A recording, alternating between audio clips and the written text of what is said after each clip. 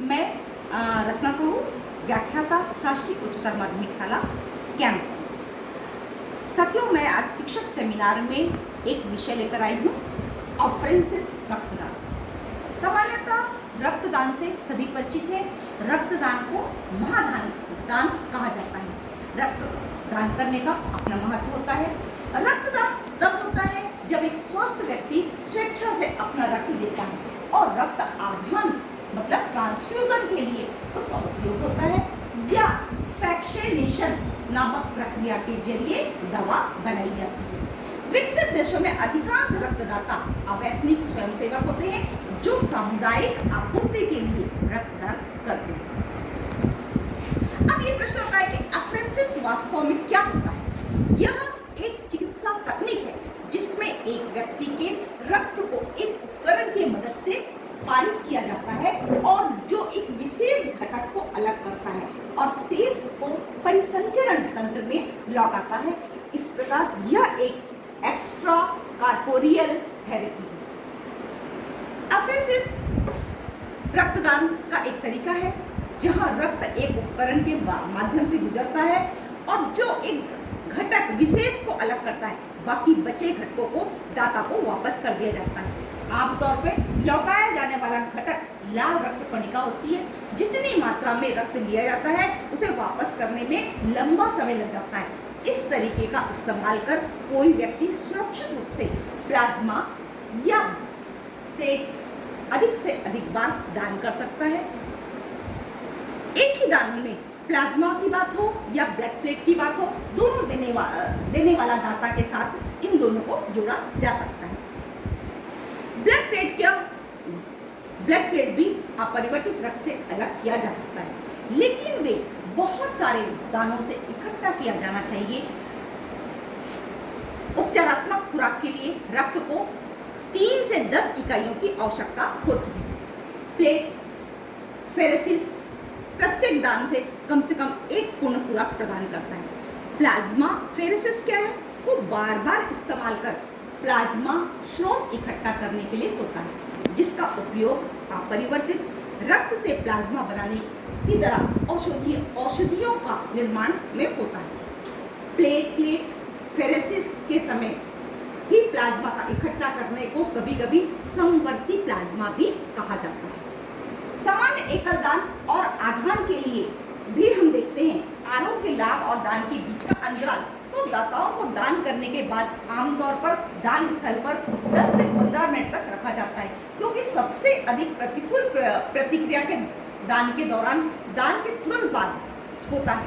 रक्त केंद्र आमतौर पर आरोग्य लाभ के लिए दाता को चाय बिस्किट जैसे हल्की फुल्की वस्तुएं खाने पीने को देते हैं, या दोपहर के भोजन के लिए भत्ता प्रदान करते हैं, या सुई लगने वाले स्थान को बैंडेज से ढक दिया जाता है और दाताओं को कई घंटों तक बैंडेज बंधे रहने का निर्देश भी दिया जाता है।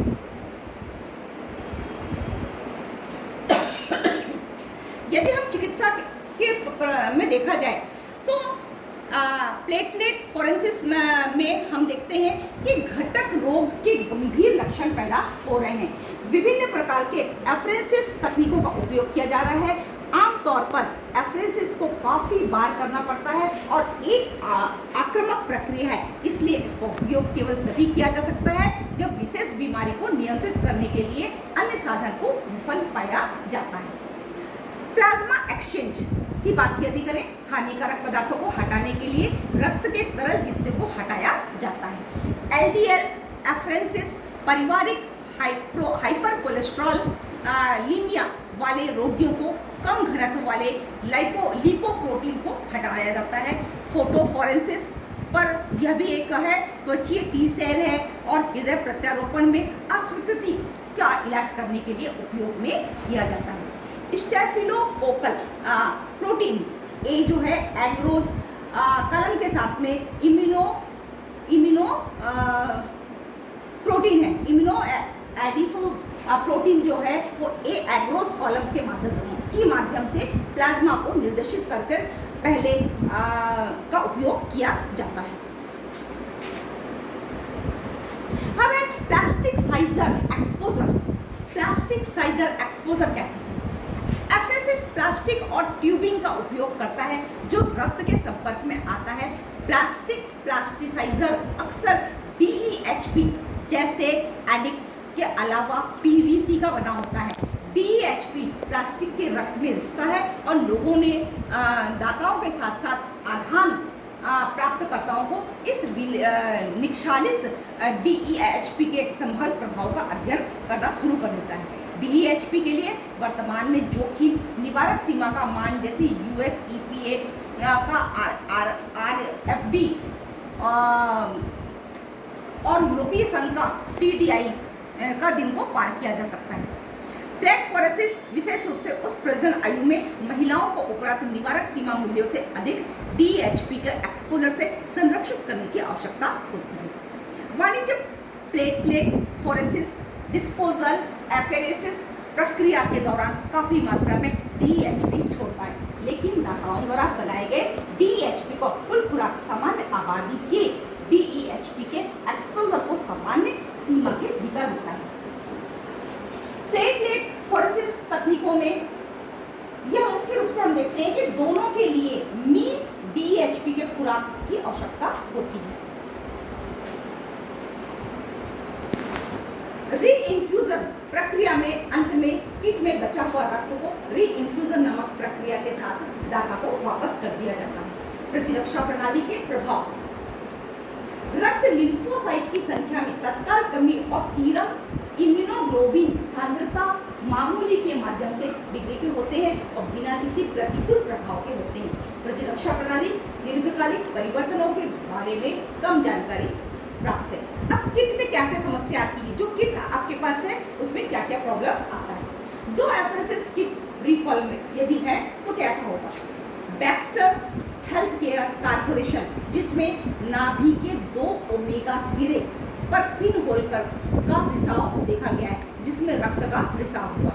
दूसरा है फैन वाला इनकॉर्पोरेटेड जिसमें 2 उदाहरण थे जहां एंटीकोगुलेंट साइट्रेट डेक्सट्रोज और थरालाइनों को आर्सेबली प्रक्रिया में किया जाता है। Reverse line connection monitor box में स्पष्ट रूप से स्पष्ट नहीं हो पाया है। इसके परिणामस्वरूप अत्यधिक हो सकता है ACD डालने और दाताओं की मौत के साथ गंभीर चोट होती है।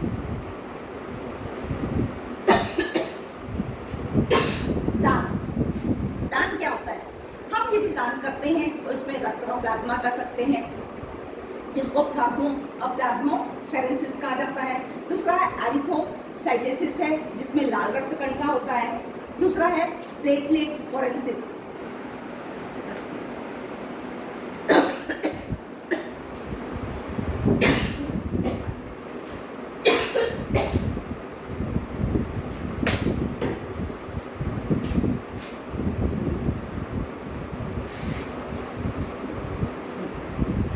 प्लेटलेट्स फोरेंसिस जिसमें थ्रोम्बोफेरेसिस और थ्रोम्बोसाइटोफेरेसिस यह भी एक रक्त की प्लेट होती है। प्लेट फोरेंसिस RBC WBC घटक प्लाज्मा को वापस करते समय एफरेसिस द्वारा प्लेटलेट को संग्रह करते हैं।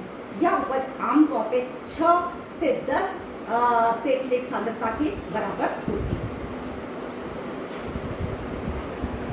अब किट की समस्या